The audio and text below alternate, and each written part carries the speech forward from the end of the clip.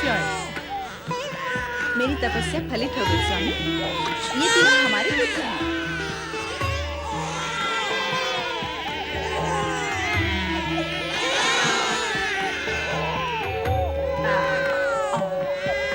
ऋषिवर अत्रि,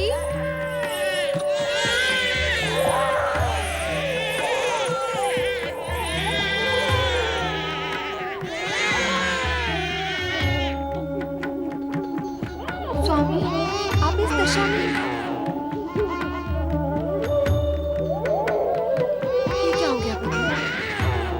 संपूर्ण जगत को पालने वाला स्वयं पानी में।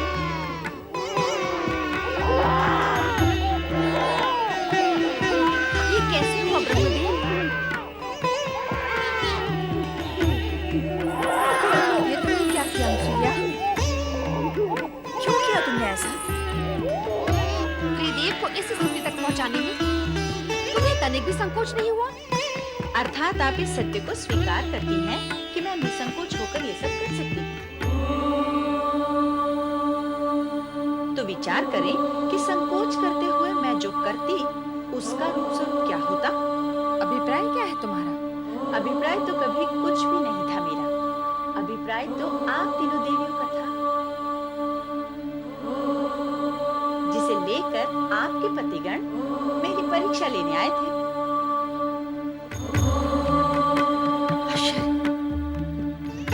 अनसुया ने त्रिदेव को शिशु बनाकर पालने में कैसे सुला दिया? उससे भी बड़ा आश्चर्य तो ये है कि त्रिदेव शिशु बन कैसे गए? वे स्वयं शिशु बनना चाहते थे।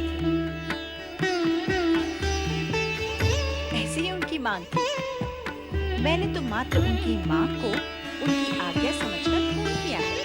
अनुसुईया, जगत में आज तक कभी ऐसा हुआ नहीं और ना ही भविष्य में ऐसा होना संभव होगा कि त्रिदेव को कोई नारी अपने सतीत्व के बल पर शिशु बनाकर पालने में सुला दे।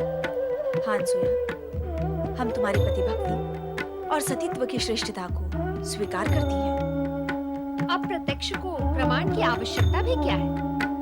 हम तुम्हारे सतीत्व की श्रेष्ठता को और महानता को प्रणाम करती हैं। अब हमें हमारे पति लौटा दो। आज हमसे अधिक सौभाग्यशाली इस जगत में कौन होगा स्वामी, जिनकी कुटिया में 3 महादेवियां एक साथ पधारी हैं। केवल 3 महादेवियां? इस पालने में सोए हुए त्रिदेव को क्यों भूल गई देवी अनुसुईया?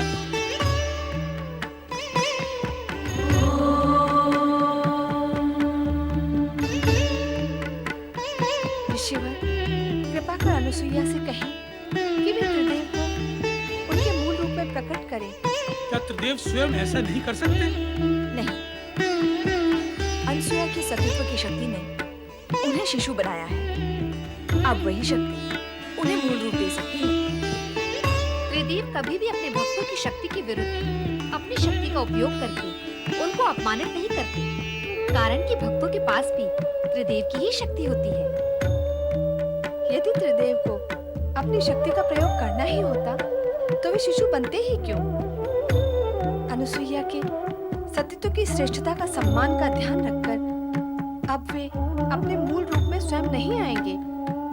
जब उन्होंने अनुसुईया के सतीत्व की श्रेष्ठता को स्वीकार किया है तो उनकी इच्छा का अवश्य सम्मान करेंगे।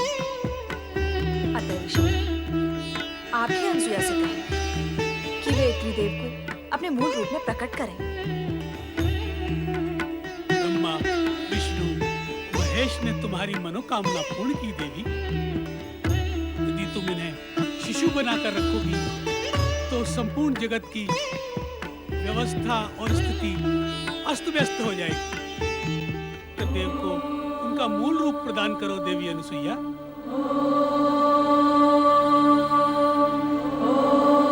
आपकी आज्ञा शिरोधार्य स्वामी।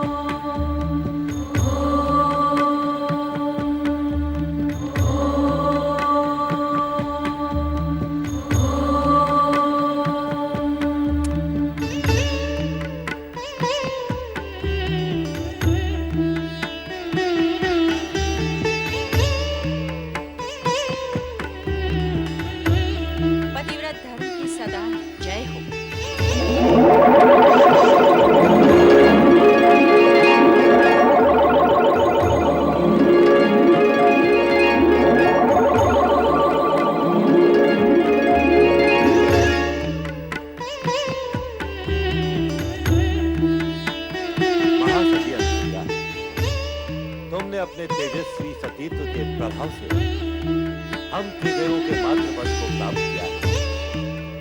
हम तुम्हें माता के रूप में प्रणाम करते हैं।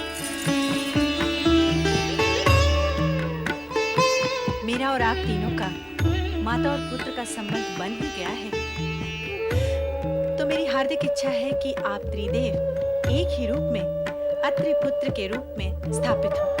माता, आपकी हार्दिक इच्छा अवश्य पूर्ण होगी। हम त्रिदेव एक रूप लेकर दत्तात्रेय का अवतार धारण करेंगे, जो अत्रिपुत्र कहलाएगा। और यह अत्रिपुत्र दत्तात्रेय पालनकर्ता श्री हरि विष्णु के अवतार स्वरूप सारे जगत में प्रसिद्ध होगा।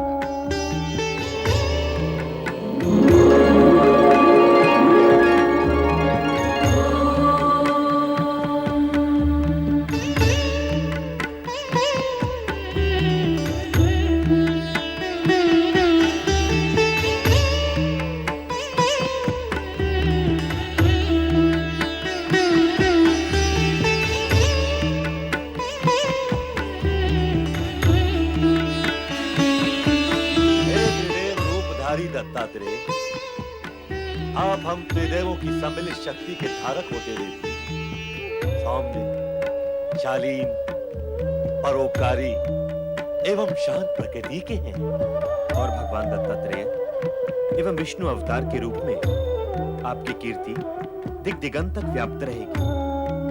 हे अत्रि अनुसुईया पुत्र, आप संसार में भक्ति, ज्ञान, वैराग्य और सद्भावना का प्रकाश प्रकाशित करेंगे। हे संत वेशधारी दत्तात्रेय, आप जगत में अवधूत के वैराग्य प्रदर्शक नाम से प्रसिद्ध हैं। जो भक्त सच्चे मन से आपकी पूजा आराधना व नाम स्मरण करेगा, वो हम तीनों को प्राप्त होगा। साथ ही वो त्रिदेवों की कृपा का अधिकारी। हे श्री हरि विष्णु अवतार दत्तात्रेय, जो भी भक्त आपका नाम स्मरण करेगा, वो सदा धन, वैभव और संपन्नता से पूर्ण रहेगा। इतना ही नहीं, आपकी भक्ति करने वाले भक्त का ज्ञान चमत्कार पूर्ण होगा। ज्ञान व विद्या में वो सदा अग्रणी रहेगा।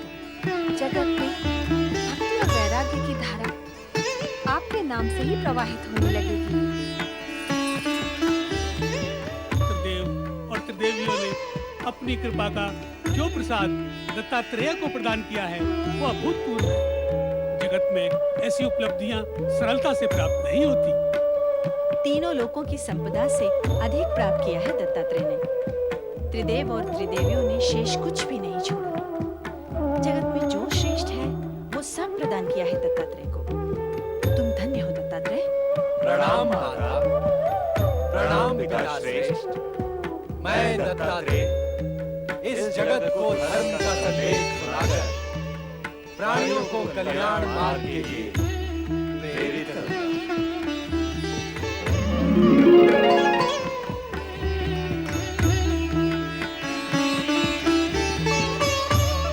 माता, आप उदास न हो।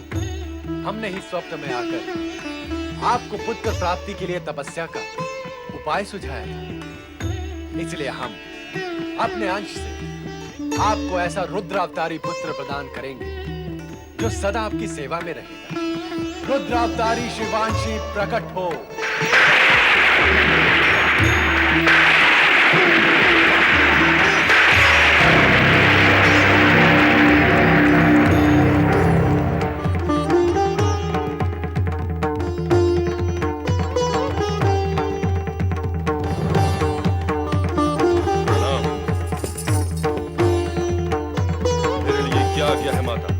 पुत्र, सदा मेरे साथ रहो और प्राणियों के कल्याण कार्य में सदा मेरी सहायता करो। अवश्य माता, मैं आपकी आज्ञा का पालन करूंगा, पर साथ ही साथ उन दुष्कर्मियों को दंड भी अवश्य दूंगा माता, जो नीति, नियम और धर्म का पालन नहीं करेंगे और हमारे सम्मान को ठेस पहुंचाएंगे।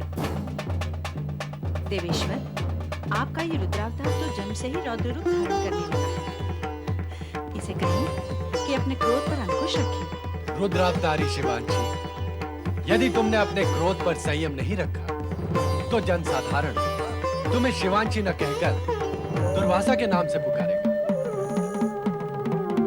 जनसाधारण मुझे क्या पुकारेंगे इसकी मुझे तनिक भी चिंता नहीं है प्रभु। मैं तो मात्र इतना चाहता हूँ कि वे दुष्कर्मी मुझसे भयभीत हों, ताकि वे पाप कर्मों से बचे रहें।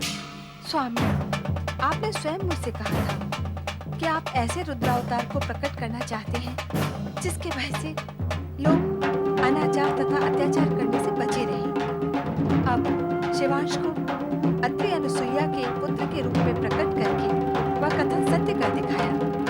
पुत्र, तुम्हें देखकर ऐसा प्रतीत होता है कि अपने स्वभाव के कारण तुम दुर्वासा के नाम से ही प्रसिद्ध होगे। आपके वचन सत्य सिद्ध होंगे माता पार्वती। अब मुझे आज्ञा दे, मैं देहाग्नि से तप रहा हूँ, शीघ्र स्नान करके शांत होना चाहता हूँ। माता अनसुईया, मैं स्नान करके लौटूंगा, मेरे लिए भोजन की व्यवस्था अवश्य करो। अब आप हमें आज्ञा दीजिए।